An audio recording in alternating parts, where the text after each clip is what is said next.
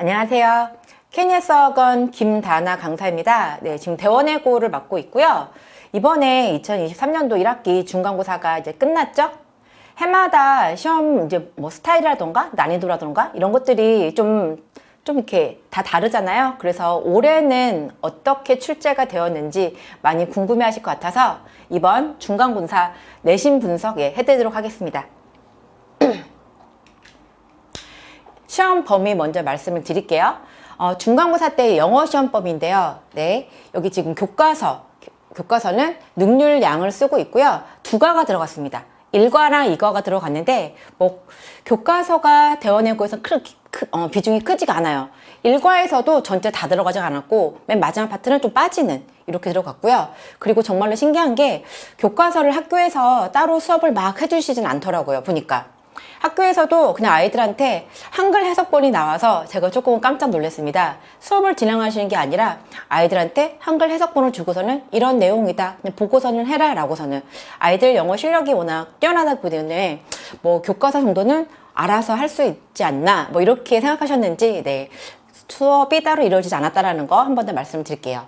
그 다음에 이제 토플 교재가 올해 이제 들어갔는데 이제 보이시죠?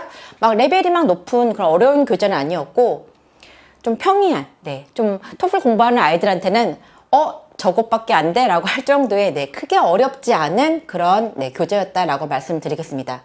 대원외고는 시험 범위가 그렇게 많지가 않습니다.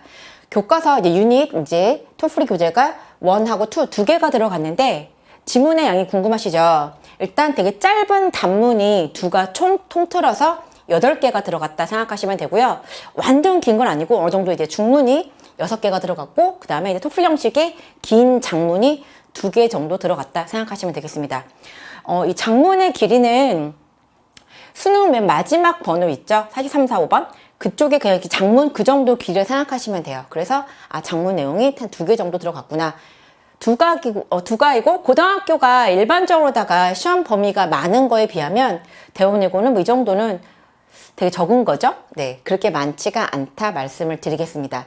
또 하나 이제 추가로다가 들어가는 교재가 있는데 네, 이투스 나온 리딩 마스터 유행 독해라는 교재거든요. 네, 일반고에서도 가끔씩 이제 사용하는 교재인데 이것도 마찬가지로다가 뭐 고3 정도의 수준 그런 게 아니라 그냥 고1 정도의 무난한 교재라고 보시면 되겠습니다. 작년 기출문제에 앞서서 제가 지금 조금 전에 이제 시험 범위가 3건이 들어갑니다 라고 말씀을 드렸죠. 외고는 이제 심형해랑 영어 이렇게 두 과목이 있다고 보시면 됩니다.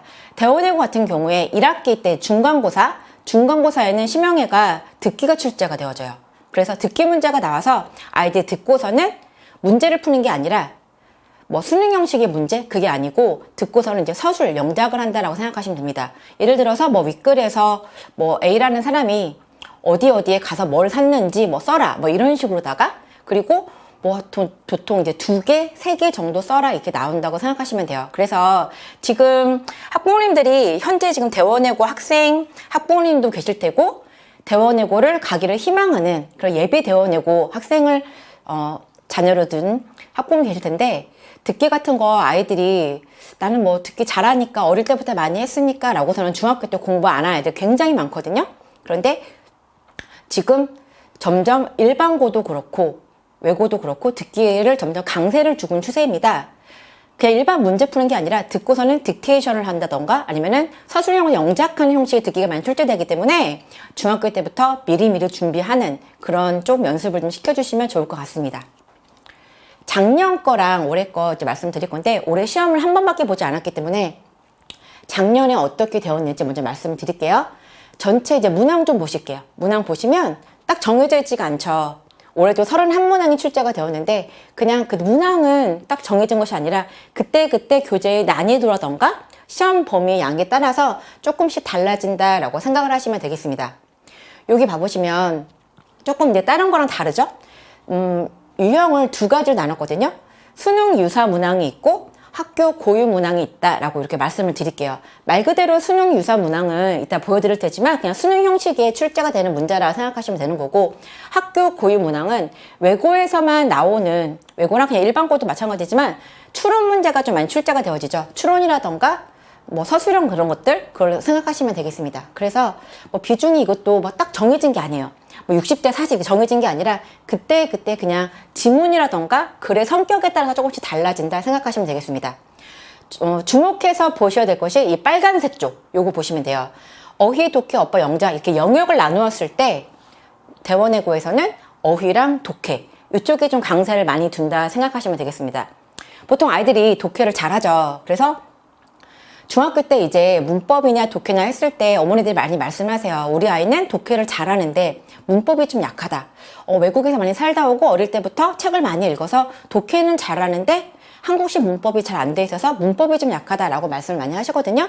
그런데 여기서 나오는 독해는 글을 읽고서는 그냥 단순하게 생각풀이하는 게 아니라 이 글에서 무언가를 끌어내서 어떤 내용이 나와야 되는지 추론 문제가 거의 대다수 이룬다라고 생각을 하시면 되겠습니다. 대원외고는 특이한 점이 문법, 어법이 많이 안 나와요. 한두 문제 정도밖에 출제가 되어지지 않고 지금 보시면 알겠지만 여기도 지금 많이 나와봤자 2문제였고 작년 2학기 기말에는 단 한 문제도 나오지 않았었던 그렇습니다. 그렇다고 또 문법을 등한시하냐 그건 또 아니겠죠. 기본적으로다가 문법이 다 베이스가 잘 되어져 있어야지만 영작이 가능한 거고 글을 정확하게 해석할 수 있다. 그걸 말씀을 드릴게요. 어머니들께서 수능에서도 실제로 어법 문제가 한 문제밖에 출제가 되어지지 않죠. 그래서 이제 뭐 정시를 준비하다거나 그랬을 때 아이들도 그래요. 문법 문제 한 문밖에 안 나오는데 그렇게 막 중요하냐라고 하는데 독해가 어려울수록 문장 구조가 복잡하죠. 내용도 어렵고 문법이 갖추어져야지만 정확한 해석을 할 수 있다. 그 말씀을 드리겠습니다. 우리 아이는 감이 좋아서 영어를 잘해요. 저는 감이 뛰어나서 읽다 보면은 답이 보여요 라고 말을 많이 하는데 글이 정말로 어려울 때는 감이 오답으로 가는 지름길이다 라고 많이 들으셨죠.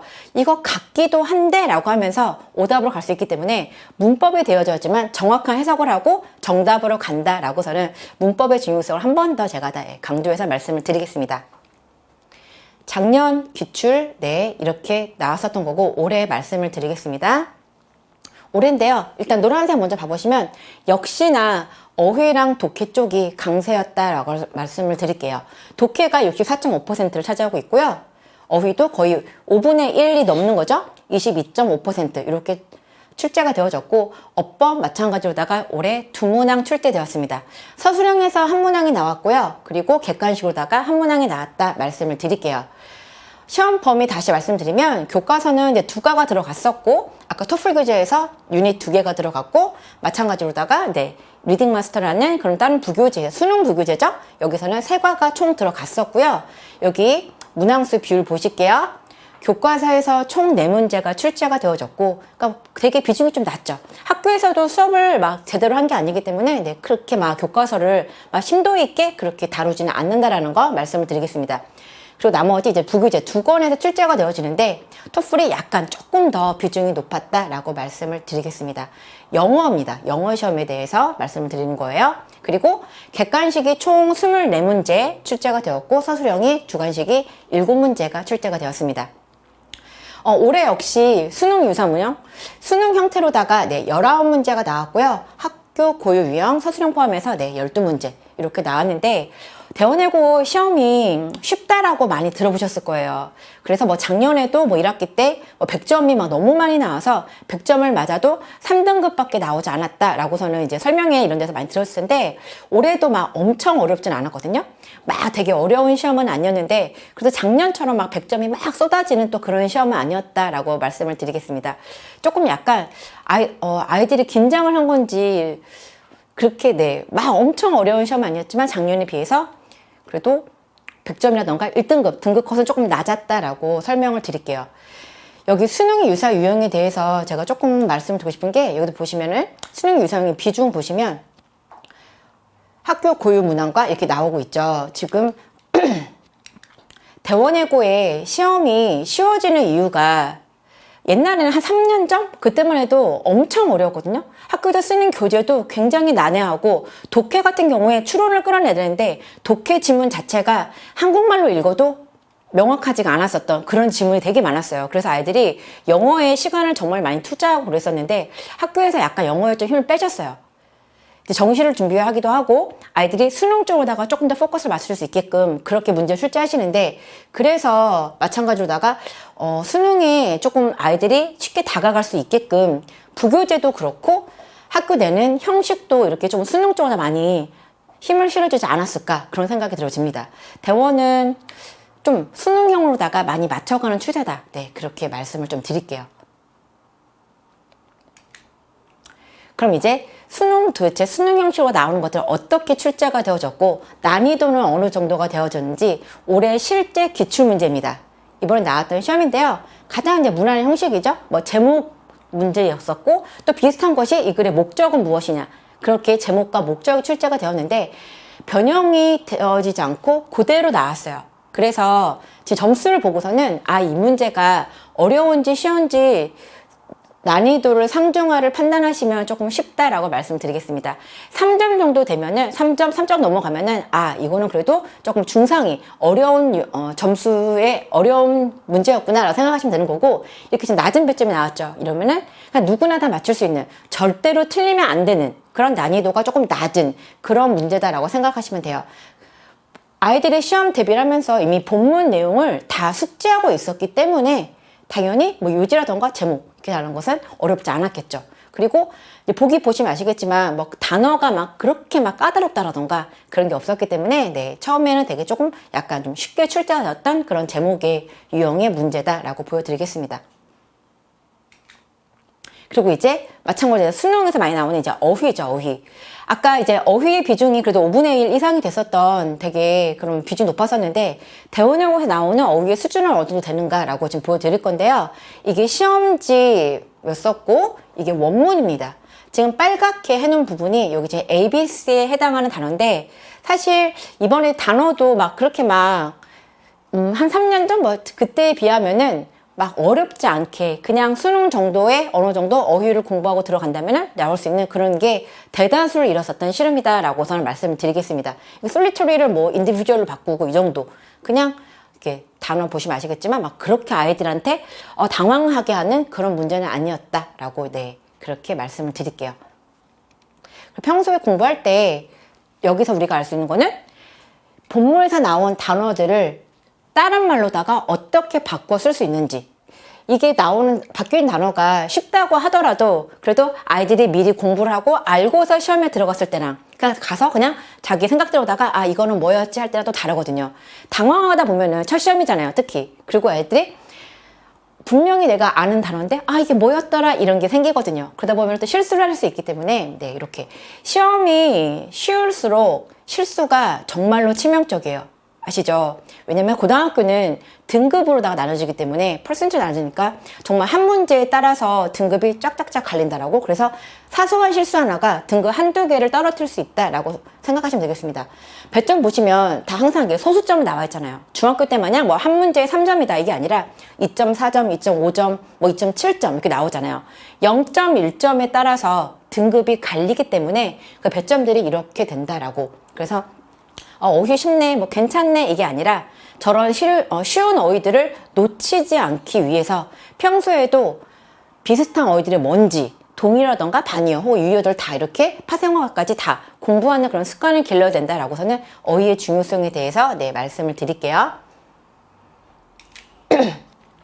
마찬가지로 이제 또 마찬가지로 어휘 문제가 나오고 있죠. 이것도 그냥 한번 단어 보시라고, adopted가 chosen 뭐 이렇게, 얘가 마찬가지로 시험 문제였었고 이게 원래 원문이었습니다. 그래서 여기 complicated 이거랑 invariable 다르죠? 이렇게. 그래서 그냥 뭐 수능 정도의 어휘만 열심히 했었다면 크게 어렵지 않았었던 그런 문제였다라고서 이렇게 보시면 돼요. 배점도 다 3점 아래잖아요. 그럼 학교에서도 이 정도는 뭐 중정도, 아이들이 웬만한 아이들은 다 놓치지 않고 그냥 줄 수 있는 그런 정도의 난이도다라고 생각하시면 되겠습니다. 그 다음 이제 빈칸 추론인데요. 사실 등급이 갈리는 게 서술형과 빈칸이에요. 빈칸 같은 경우에 아이들 글을 이제 읽고서는 추론해야 되잖아요. 이제 원문인데 잘 보이실지 모르겠어요. 사실 원문에서는 여기 from house 여기까지가 끝이었거든요. 이게 본문인데 학교에서 한 문장을 더 추가를 하신 거예요.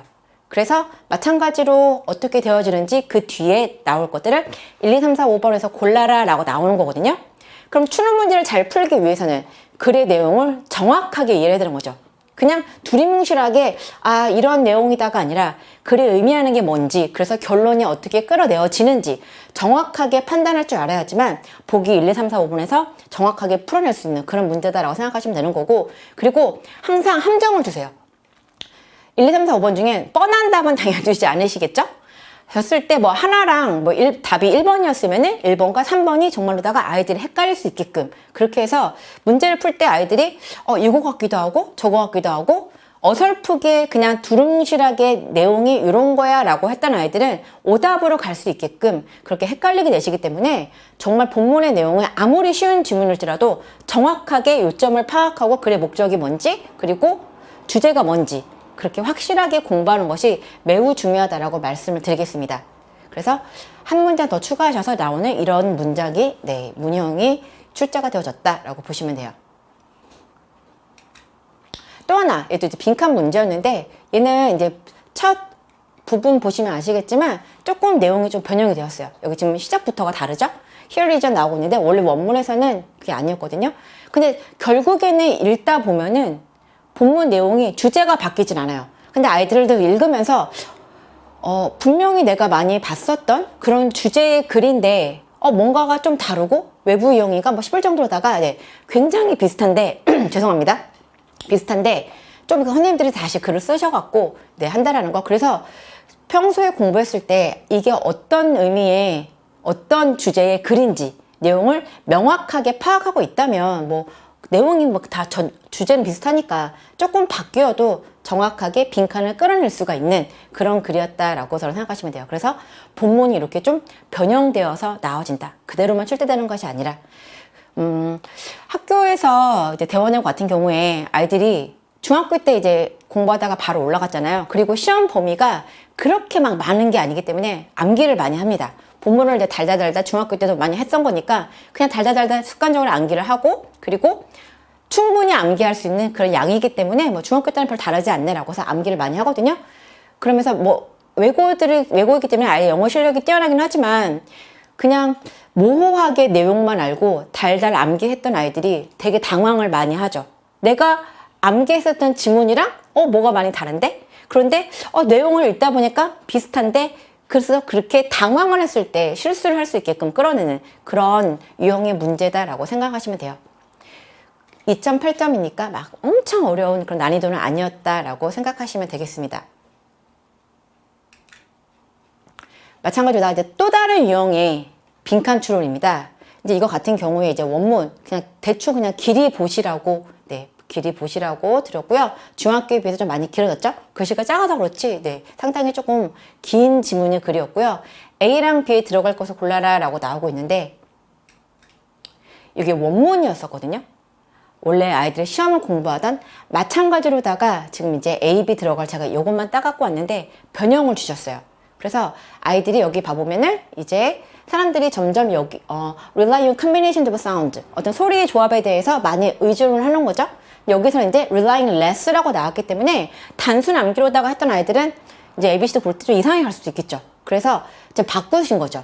레드럴 땐 나오니까 어떤 그림, 픽처라기보다는 오히려 이런 사운드의 조합에 더 많이 의존을 한다라고 해서 좀 바뀌어서 나왔었던 그래서 사실 독해가 막 그렇게 까다롭진 않기 때문에 아이들이 푸는데 사실 어려움은 없었어요.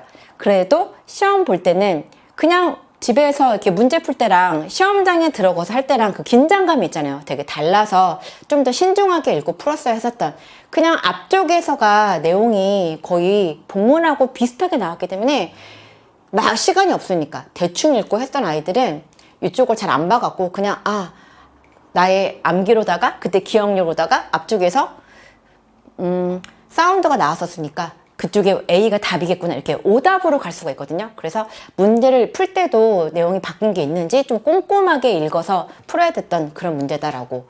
배점 보시면 3점 주셨잖아요. 저건데 3점씩이나 줘? 라고 생각할 수 있겠지만 아이들이 느끼는 그런 체감상은 좀 많이 달랐다라는 거 설명을 드리겠습니다. 그래서 이렇게 내용이 조금 변형돼서 나와진다.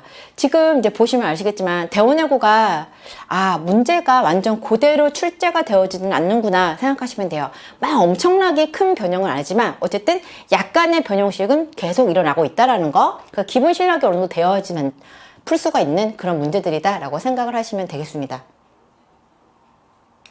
그리고 이제 보시면서 문제가 크게 어렵지 않네? 괜찮네? 우리 아이도 잘할 수 있겠네? 라고 생각을 하시죠. 네, 맞아요. 잘할 수 있어요.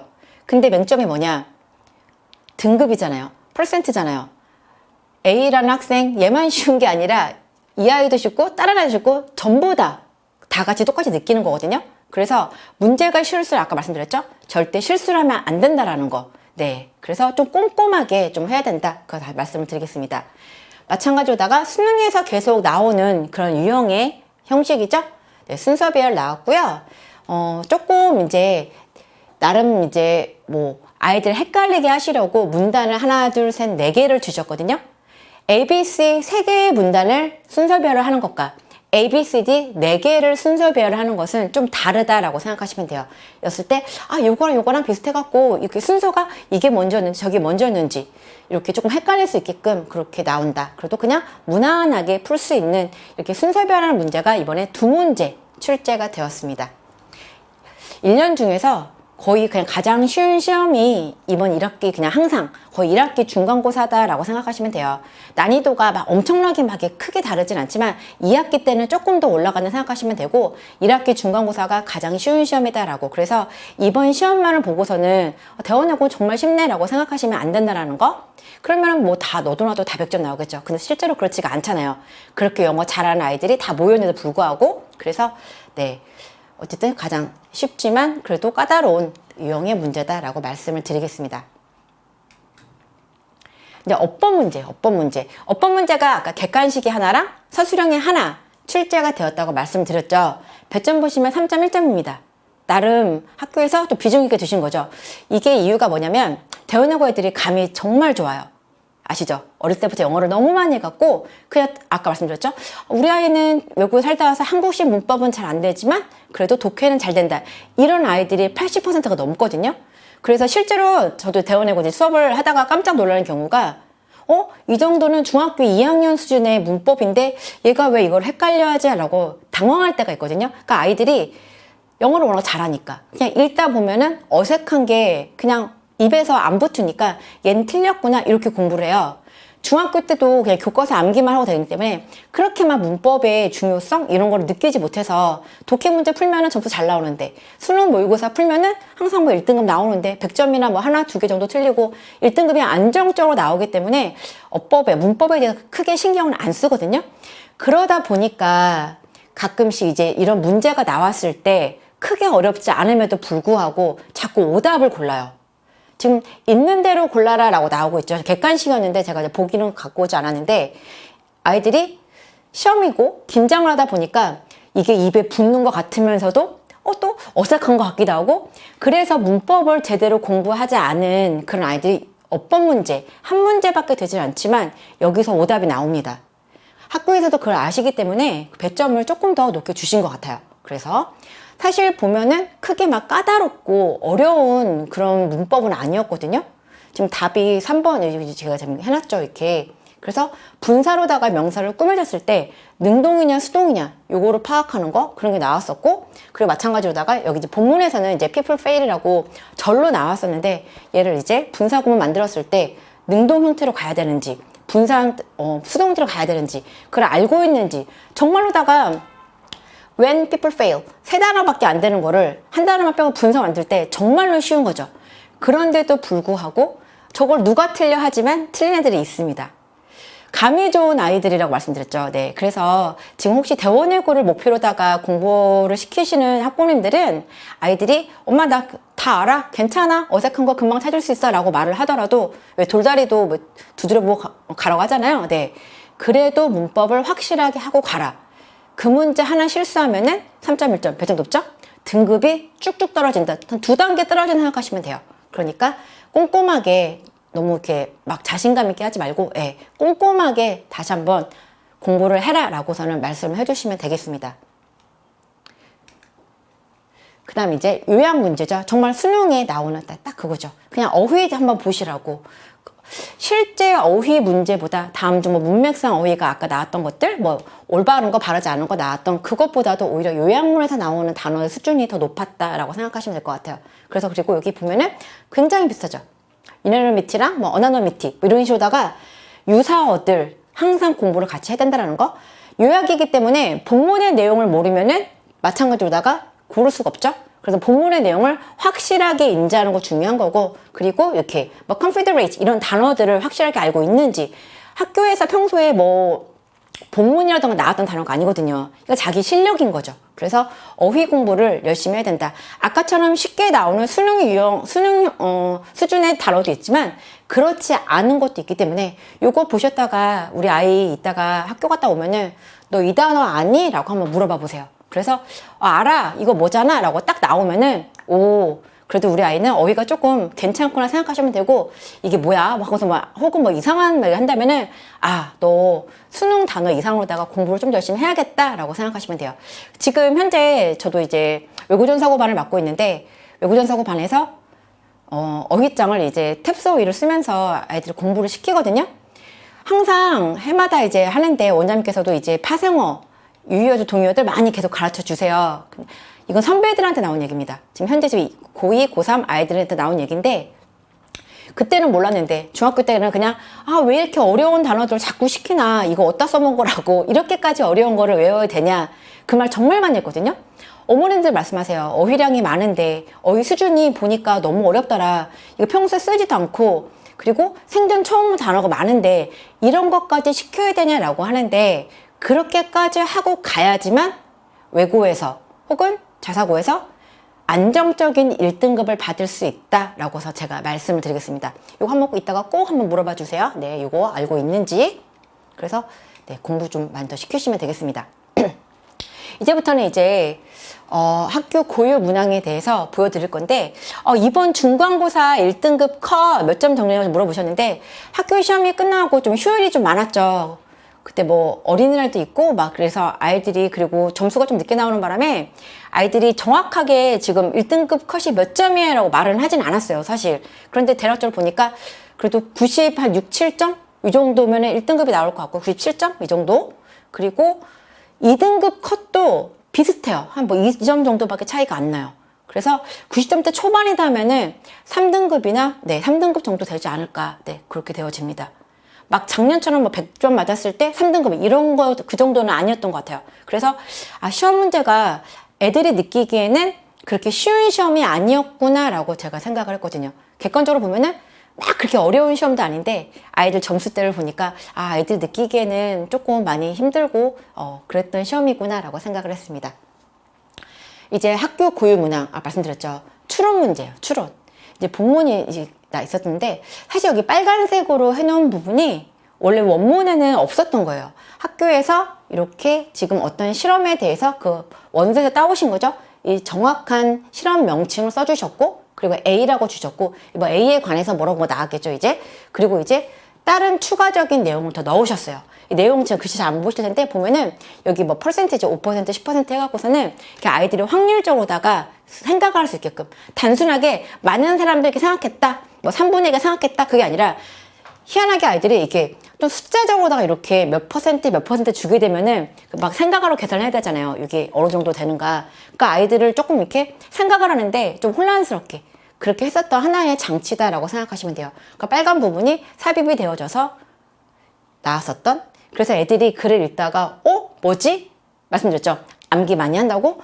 내가 암기했을 때 분명히 이런 게 없었는데 어디서 이런 게 나온 거지? 등장을 한 거지? 라고 하면서 조금 당황하게 만드는 그런 종류의, 네, 생각하시면 되겠습니다. 정답은 뭐 크게 어렵진 않았는데 여기 74%가 이러했기 때문에 반대로다가 26%는 뭐 이렇게 했다라고서는 반대 내용이 나오거든요. 막 크게 막 어렵지는 않았지만 그래도 아이들이 느끼기에는 조금 당황하고 혼란스러웠던, 네, 그런 시험입니다. 이게 지문 시험 문제가 이렇게 있잖아요. 아까 총 31문항이었죠? 총 31문항이면 그렇게 적은 문항이 아니거든요. 시험 문제가 적은 게 아닌데 그 시간 동안에 아이들이 문제를 풀 때 생각을 해야 되잖아요. 원문하고 똑같으면은 그 보고서는 그냥 쭉쭉쭉쭉 풀어나갈 수가 있어요. 어차피 다 공부한 거니까. 그리고 이렇게 조금만 추가되어지고 약간의 변형이 일어나면은 아이들이 문제를 푸는데 시간의 1, 2분을 더 소비한다고 생각하시면 되겠습니다. 그럼 이런 변형 문제가 많다 보면은 그만큼 아이들이 문제를 푸는데 시간이 더 많이 소비가 되어지겠죠. 그러다 보면 이제 시계를 보면서 마음이 급해지는 거예요. 벌써 10분밖에 안 남았네? 얼마밖에 안 남았네? 빨리 풀어야 되는데 그러다가 이제 실수가 나오는 거죠. 그래서 평소에 이제 문제를 풀 때도 이제 파이널 같은 거 저도 이제 아이들한테 풀리는데 시간을 조금 촉박하게 줘요. 학교 시험이 50분이라면 뭐 마킹 시간 빼고 그리고 조금 더 빨리 풀 수 있게끔 한 40분 정도 주거든요. 그 문제 풀어라 하고서는. 그래서 아이들이 시간 내에 이렇게 좀 풀 수 있는 훈련도 많이 시킨다라는 거 굉장히 중요해요. 정말. 그대로다가 연습하고 들어간 아이랑 그냥 뭐 천천히 뭐 아는 대로 풀었던 아이랑 학교에서 시험 시간에 느끼는 그 체감은 정말 다르다는 거. 그래서 독해 같은 거 아이들 숙제 같은 거 시키실 때 시간 제한 두고서는 문제 풀어라 라고 하시면 도움 많이 될 거다라고 말씀드릴게요. 이렇게 나왔었고요. 또 다 이제 학교 고유물은 거의 독해 추론이다 보시면 돼요. 아까 독해 비중이 60%가 넘었었죠. 추론 문제가 대다수다라고 생각하시면 되겠습니다. 제가 모든 문제를 갖고 오진 않았는데 이제 유형만 보시라고. 이것도 이제 보시면 이제 리딩 마스터에 나왔었던 그 지문인데요. 이제 그 A, B, C, D 각각의 내용하는 게 있죠. 그래서 여기서 의미하는 게 뭔지, 여기서 의미하는 게 뭔지 평소에 수업하면서 저도 같이 수업을 하거든요. 여기랑 A, 뭐 밑줄 여기는 여기 A, 여기도 A, 얘는 B라고 해서 각각의 의미하는 게 뭔지 생각을 하면서 해라 라고서는. 그래서 시험 대비를 할 때도 학교 실제로 다 출제되어지는 그 유형에 맞춰서 수업을 한다는 거 말씀을 드릴게요. 보시면 되겠습니다. 마찬가지죠? 추론한 내용으로 적절하지 않은 것은 이렇게 나오고 있죠. 그래서 이거 했을 때 이렇게 나오고, 이거는 이제 본문이 조금 많이 변형됐었던 그런 지문이라 생각하시면 돼요. 토플에 보면 아까 장문이 2개 있다고 말씀드렸죠. 되게 길잖아요. 이제 그쪽에서 이제 변형이 좀 일반적으로 많이 일어나는데, 여기 지금 ABC 나오고 있는데, 사실 아이들한테 A, B, C 뭔가를 딱딱딱딱 이렇게 주면서 A는 뭐 B랑 무슨 관계다. 지금 보면 알겠지만 A는 어떻게 하고 B는 어떻게 한다. 이렇게 주잖아요. 그러면 또 정말 웃기죠? 사실 그냥 풀어도 되는 건데 이렇게 주면은 아이들은 그 기호에 뭔지 있는지 모르겠는데 생각을 더 오래 하더라고요. 얘가 의미하는 게 뭔지, 그리고 요거랑 요거의 관계는 뭔가라고. 그래서 독해를 외고에서 독해 문제를 잘한다, 독해 문제에서 좋은 점수를 받는다라고 한다면 추론 능력이 굉장히 좋아야 된다. 그걸 강점을 드려서 말씀을 드리겠습니다.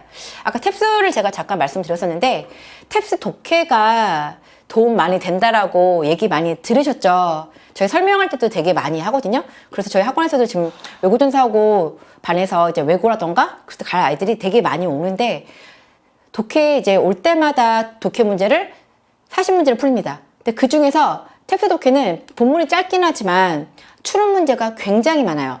오히려 본문이 짧기 때문에 그 몇 문장 읽고 나서 결론을 끌어내려고 하다 보니까 그래서 아이들의 추론 능력이 되게 좋아지거든요.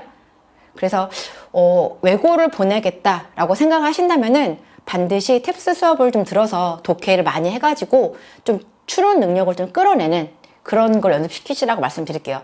수능 독해도 저희가 하고 있는데 수능 독해랑 탭스 독해랑 이렇게 차이점을 제가 설명을 드리면 수능 독해는 지문이 길죠. 탭스는 되게 짧습니다. 문장이 5문장, 6문장, 7밖에 안 돼요. 한 글에. 그리고 문장의 길 자체도 길지가 않아요. 수능 지문은 길다 보면 한 문장이 막 3줄, 4줄까지 간단 말이에요. 그래서 이제 어떤 어머니들은 수능 독해가 훨씬 어렵다라고 말씀을 하세요. 문장 구조 파악이라던가 문법, 어법을 공부하기에는 수능 독해가 굉장히 좋아요. 문장이 길기 때문에 구조 분석을 해야 되잖아요. 어떤 게 수식어고 어떤 게 다 꾸며지고 주어 동사 찾아야 되니까. 그래서 문장 구조 파악이라던가 문법적인 측면에서는 수능 지문이 굉장히 좋지만 추론을 끌어내는 데는 탭스 지문이 정말 좋다라고 제가 말씀을 드리겠습니다. 힌트가 많을수록, 주어진 문장이 많을수록 답을 끌어내는 게 쉽잖아요. 반면 탭스는 뭐 문장이 5개? 뭐 이렇게 얼마 안 되는 그런 힌트에서 결론을 끌어내야 되기 때문에 추론 능력에 굉장히 도움이 된다. 그 말씀 드리겠습니다.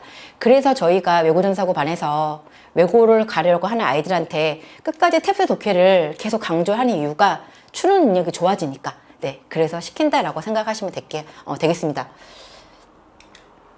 그럼 이제 서술형. 서술형 대원외고 서술형 어떻게 나오나 궁금하시죠? 그렇게 막 엄청 까다롭지 않습니다. 네, 보여드릴게요. 학교 고유 문항이죠. 항상 영영이 한두 개씩 나옵니다. 그래서 이제 저희 이따가 자료 보여드리겠지만 저희 지금 핵심이 되는 단어들, 조금 어려운 단어들 항상 영영풀이로다가 하고 있거든요. 그리고 이제 연습시킬 때도 마찬가지예요. 왜 단어가 다이어가 있죠. 원래 이런 뜻 저런 뜻 있는데 본문에서는 어떤 뜻으로 쓰였는지 그냥 아이들이 그냥 기본적으로 알고 있는 단어를 나왔을 때 그런 영영이 주어진다면 얘는 다른 거죠. 본문에서는 다르게 나오기 때문에 그래서 뭐 이렇게 영영 형식으로다가 네, 나온다라는 거 네, 보여드릴게요. 외국어는 당연히 영영 공부해야죠. 그 다음 서술형으로 나왔었던 문법 문제예요. 어법 문제. 네, 그래서 보면은 어색한 거 2개 찾아서 골라라 라고 나오고 있죠. 이거 본문이었거든요. 본문이었는데 그냥 시작부터 보시면 어때요? 바뀌었죠. 그래서 그냥 암기로다가 이렇게 아까 객관식처럼 풀 수 있는 그게 아니라 내용은 비슷해요. 내용은 비슷한데 글이 완전 다릅니다. 그 또 아이들이 그런 거죠. 되게 많이 본 내용인데 뭔가 되게 익숙한 주제의 글인데 뭐가 암기했던 거랑은 많이 다르네 라고 생각을 했었던, 그래서 좀 이게 뭐지? 라고 했었던 그런 글이거든요. 완전히 변형을 시켰고요. 그래서 정말로다가 이걸 다 아는지 문법적으로다가 정확하게 다 아는가 그거였었는데 이 답을 제가 써놨거든요. 지금 어디얼 같은 경우에 자동사기 때문에 반드시 전치사가 있어야 되거든요. 그래서 여기 to나 아니면 혹은 뒤에 붙여야 되는데 이런 거를 아이들이 알고 있는지, 이거 입으로 안 붙어요. 이 동사의 특징을 잘 모른다면은 입으로 안 붙기 때문에 그래서 이런 것들을 제대로 다 알고 있는가, 문법적인 어떤 딱 실력이 있어야지만, 정말로 중학교 때 공부를 열심히 했어야지만 풀 수 있었던 그런 네, 문제였다라고 생각하시면 되겠습니다. 그리고 C 마찬가지예요. 여기 C는 답이었었는데 대동사를 받았을 때 제가 항상 수업에 얘기하거든요. 한국말로 했을 때는 팔다리도 그렇지 않았어? 그렇지 않았어. 그냥 해석이 자연스럽게 넘어가기 때문에 아이들도 그냥 무심코 넘어가거든요.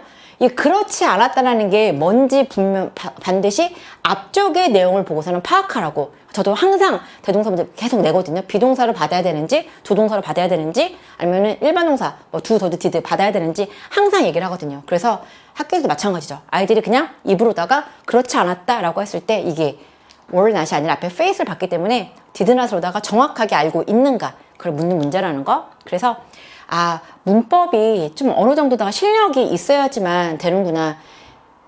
그냥 뭐 달달 암기하다던가 감을 했던 애들이 여기서 만약에 감점이 2점이 되었다. 등급이 또 떨어지겠죠. 네. 그래서 정말로다가 1등급, 안정적인 1등급을 위해서는 몇 문제 안 돼서 되게 소홀할 것 같지만 문법도 꼼꼼하게 공부를 하고서는 올라가는 것이 좋다라고서는 네, 문법의 중요성에 대해서 말씀을 드릴게요. 그리고 이제 제가 이제 단답형 문제 보고 네, 조금 좀 당황 아닌 당황을 했었던 거거든요. 좀 보시면 되는데 너무나도 그냥 되게 쉬웠죠. 그냥 이렇게 여기서 글의 내용에서 그냥 한국말로 줬어요. ABCD도 보면서 그냥 써라 라고서는 크게 어렵지 않았죠. 얘는 본문의 내용이 정확하게 알고 있는지 그거예요. 지금 보시면 아시지만 무슨 지금 문자 언어에 대해서 나왔던 거죠. 그래서 글 내용이 얘는 문제는 쉬웠는데 글 내용 자체가 그게 쉬운 질문이 아니었다는 거. 그래서 정확하게 차이점과 해석을 했어야지만 쓸 수 있었던 그런 거다. 근데 뭐 학원에서 열심히 공부하고 시험 대비 때 했던 애들은 네, 무난하게 풀 수 있었던 네, 그런 문제입니다. 마찬가지죠. 여기도 보시면은 내용을 다 보시면 단답형인데 되게 쉽네 뭐 생각하시겠지만 얘는 답은 쉬운데 그에 대한 마찬가지로다가 본문의 내용을 정확하게 인지하고 있는지 그거를 확인하는 문제다라고 생각을 하시면 돼요. 그래서 두 가지를 찾아서 써라라고서는 그 문제점이 뭔지에 대해서 애들이 정확하게 내용을 파악하고 있는지 그런 거죠. 그리고 마찬가지 또 하나 이제 이것도 얘는 이제 한글로 쓰라고 나왔죠. 네. 외고에서 웬 한글 생각하시겠지만 네. 마찬가지로다가 정확하게 네, 글의 내용을 알고 있는가.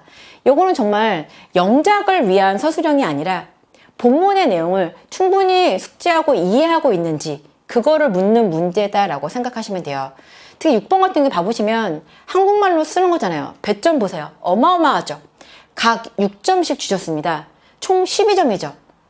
그래서 이 본문이 얼마나 까다롭고 어려웠는지 점수 보시면 아실 거예요. 여기서 진짜 하나 잘못 쓰면 큰일 나는 거죠. 그래서 대원외고는 영작 실력이 좋은지 그것도 파악을 하지만 정말로다가 내용에 대해서 글의 내용을 정확하게 이해하고 있는지 그걸 강점을 두는구나. 이 생각을 하셔야 돼요. 독해 공부 진짜 열심히 해야 되겠죠? 그리고 또 아이들이 항상 제가 조건을 제대로 보라고 매일 얘기를 하거든요. 보고서는 보이시죠? 문장 전체를 적으라고 했는데 그냥 예를 들어서 A는 뭐를 했다 이렇게 써야 되는데 그냥 해당하는 그것만 명사형태로만 쓰면은 다 감점인 거죠. 6점 그냥 날아갑니다. 그래서 항상 꼼꼼하게 조건이 뭔지를 보고서는 한다라는 거. 배점 엄청나죠? 그래서 한글로 쓴다고 우습게 보면 안 되는 그런 시험이었습니다. 요거 이제 영작이죠. 서술형 영작 2문제 출제되었거든요. 이렇게 항상 이렇게 주세요. 이게 표로 나와갖고 굉장할 것 같지만 사실 그냥 어순배열이다 생각하시면 되고 이거 단어만 조금 이제 변형하고서 하면 된다라고 생각하시면 돼요. 그래서 여기 이렇게 얘도 문법이죠. 왜냐면은 이거에 대한 요약본이기 때문에 암기가 되지 않는 거죠. 기본적인 실력이 있어야지만 여기 더 플러스 비교급, 더 플러스 비교급 이 문법 사항을 알고 있어야지만 쓸 수가 있었던 그런 거죠. 요약이라서 암기가 통하지 않는 본인 실력대로다가 푸는 거다라고 해서 그래서 문법이 엄청나게 나오지 않지만 서술형 영작을 하기 위해서는 어느 정도의 기본적인 문법은 갖춰야 되는구나 생각을 하시면 돼요. 이번에 비교과로 나와서 그렇긴 한데 가정법 되게 많이 나오거든요. 가정법. 근데 외고 애들이 제일 못하는 것 중에 하나가 가정법이에요. 동사의 시제가 바뀌잖아요. 그게 입에 안 붙는데요. 애들 말하자면 문법 공부 안 하는 아이들 이상하대요. 뭔가가 되게 이상하고 도치 그 말 진짜 많이 하거든요. 주어 동사 이렇게 바꿔갖고 나오는데 도대체 왜 그렇게 하는지 너무 입에 안 붙는다. 감으로만 하는데 그 말을 진짜 많이 해요. 그래서 외고 들어가는 아이들 제가 항상 2가지는 확실하게 가르쳐서 보내거든요. 입으로 붙지 않는 것들 마찬가지예요. 이번에는 이제 비교급이 출제가 되었었는데 외고에서 1등급 안정적으로 하려면은 문법이 정말로 필요하구나. 문문제 안 되는 그 하나를 정확하게 맞춰야지만 1등급 된다는 거 다시 한번 강조하겠습니다. 그래서 이제 1등급 전략을 한다면 독해 굉장히 중요하죠. 지금 보시면 아시겠지만 추론 문제뿐만이 아니라 서술형 자체도 이 글을 정확하게 파악하고 있는지 그게 나오기 때문에 글의 내용을 정말로다가 정확하게 요점이 뭔지를 반드시 이해하는 그게 필요하다라고 말씀을 드리겠습니다. 그리고 어휘는 나온 것만 한 게 아니라 반드시 유사라던가 동의어 필수입니다. 필수. 외국에 가기 위해서는. 그리고 평소에 꾸준히 문법을 공부해라. 문법 시험을 위한 문법 공부가 아니라 서술형을 대비하기 위한, 영작을 대비하기 위한, 어법 문제를 대비하기 위한 그런 문법 공부를 해라 말씀드릴게요. 틀리면 등급이 바로 떨어집니다. 그 한 문제로 인해서 등급이 2단계가 떨어질 수 있다는 거 다시 한번 강조를 드리겠습니다.